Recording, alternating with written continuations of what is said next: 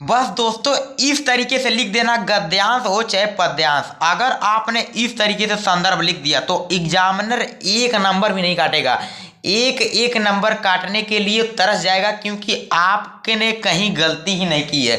वो सोच में पड़ जाएगा कि आखिर मैं इस बच्चे का नंबर काटूं तो कहाँ काटूं, क्योंकि आपने कोई गलती नहीं की है।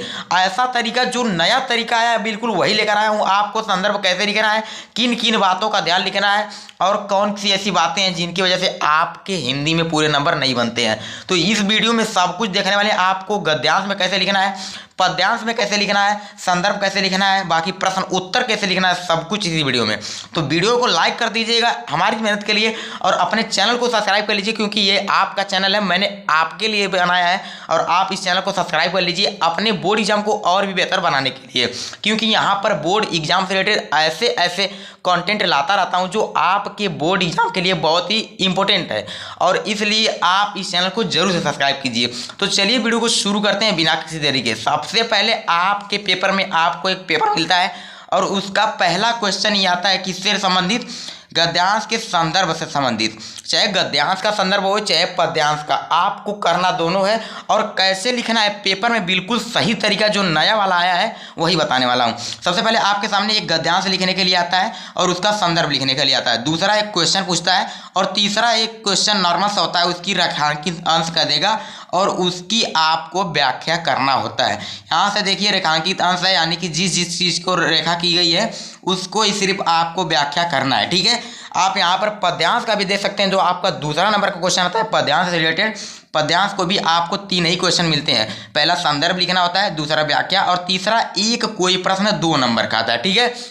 आपको टोटल इतने ही क्वेश्चन मिलते हैं, और इन्हीं के आप पूरा नंबर नहीं ले पाते हैं, क्योंकि आप सही से लिखते ही नहीं है। अगर आप सही से नहीं लिखेंगे तो आपका एक भी नंबर नहीं मिलेगा, यानी कि आपको जो भी मिलेगा 6 में से 5 मिलेगा या फिर 4 ही मिलेगा, लेकिन पूरे 6 में 6 नहीं मिलेगा, क्योंकि आपने कुछ ना तो कुछ गलतियां कर रखी है। सबसे पहले जब आपको एक बोर्ड की कॉपी मिलेगी, सबसे पहले आपको ऊपर लिख देना है खंड ब वर्णनात्मक प्रश्न। ये स्केच से लिखना है, क्योंकि स्केच से लिखने पर आप जब हाईलाइट करते हैं चीज़ों को तो अच्छे से दिखता है, ठीक है। आपको स्केच से लिख के 2 लाइन से अंडरलाइन कर देना है। सबसे पहला तरीका यही होता है। आपको स्केच से लिखना है, कोई दिक्कत नहीं है, स्केच के लिए कोई भी नहीं बोलेगा, ठीक है। आपको बिल्कुल पेपर में ऐसे लिखना है। दूसरा आपका क्वेश्चन जो आता है प्रश्नोत्तर संख्या कितना डालें, तो यहाँ पर देखिए प्रश्नोत्तर संख्या 1 दिया है, तो आप लोग लिखेंगे प्रश्नोत्तर संख्या 1।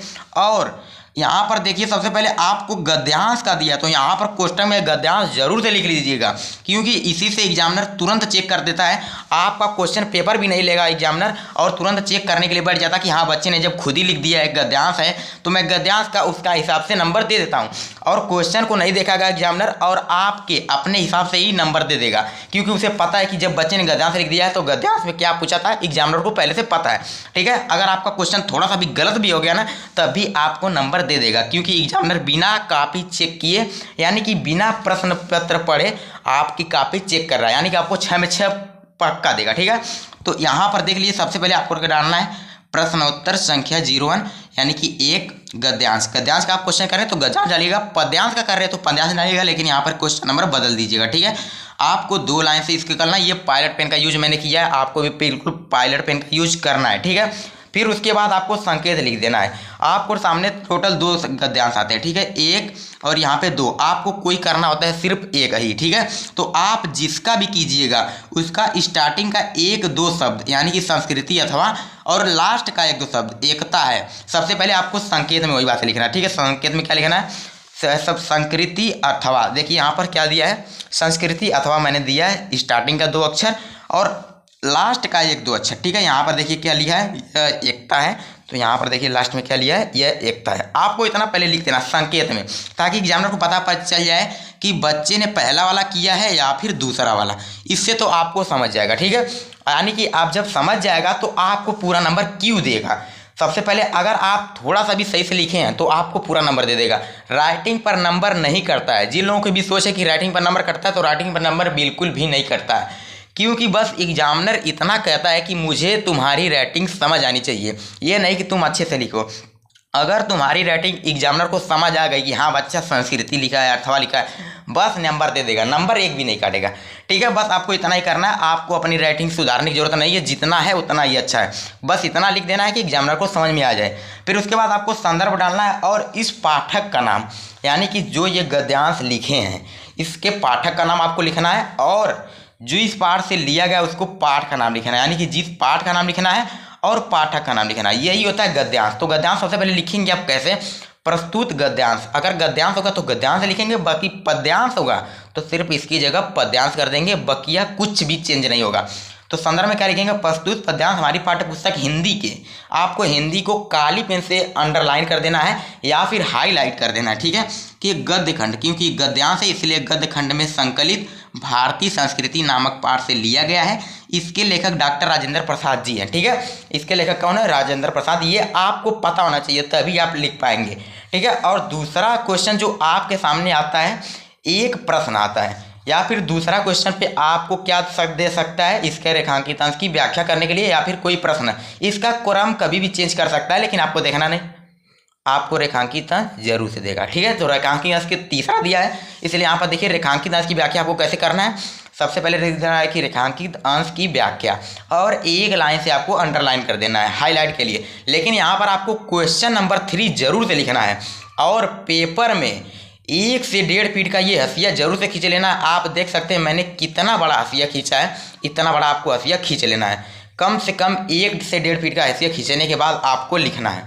ठीक है, आपको ये पूरा रेखांकित अंश की व्याख्या ऐसे लिखना काली पेन से। बाकी आपको कुछ भी समझ में आए आपको उसी में लिख देना है, ज़्यादा बढ़ा चढ़ा कर नहीं लिखना है। एग्जामिनर समझ जाता है कि बच्चे ने बढ़ा चढ़ा कर लिखा है, यानी कि इसको नंबर पूरा नहीं देना है।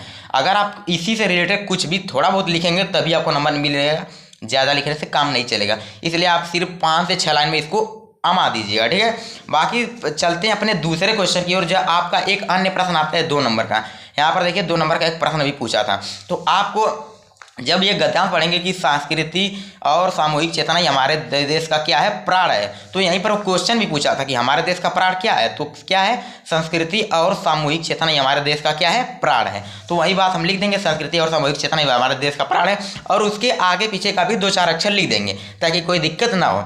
बस इतना ही आपको लिखना है, और एग्जामिनर आपको 6 में 6 देगा, एक भी नंबर नहीं कर पाएगा, क्योंकि वो सोचेगा कि मैं 1 नंबर इसका काटूं कहाँ से। ठीक है, ऐसे ही आपको लिखना है। रही बात पद्यांश की, तो आपको पद्यांश कुछ इस प्रकार से लिखना है जैसे मैं कह रहा हूँ।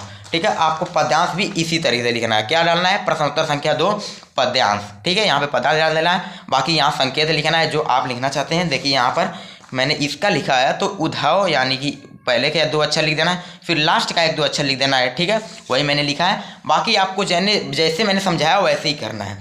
तो ये रहा हमारे संदर्भ लिखने का 2026 का नया तरीका। बाकी आपको कैसा लगा कमेंट में ज़रूर से बताइएगा, और इस वीडियो को हमारी मेहनत के लिए एक लाइक कर दीजिए, और आप अपने इस चैनल को जरूर सब्सक्राइब के लिए कहें कि आपको अगर बोर्ड एग्जाम में फोड़ना है तो ये चैनल आपके पूरी तरीके से हेल्प करने वाला है। जो कॉपी में लिखते हैं सब कुछ करने वाला है, बिना पढ़े भी आप पास हो सकते हैं, सिर्फ आपको लिखने का तरीका आना चाहिए। तो बाकी अगर आपको वीडियो जरूर से पसंद आई हो तो जरूर लाइक कीजिए। बाकी मिलते हैं किसी नेक्स्ट वीडियो में धमाकेदार टॉपिक के साथ, तब तक के लिए बाय।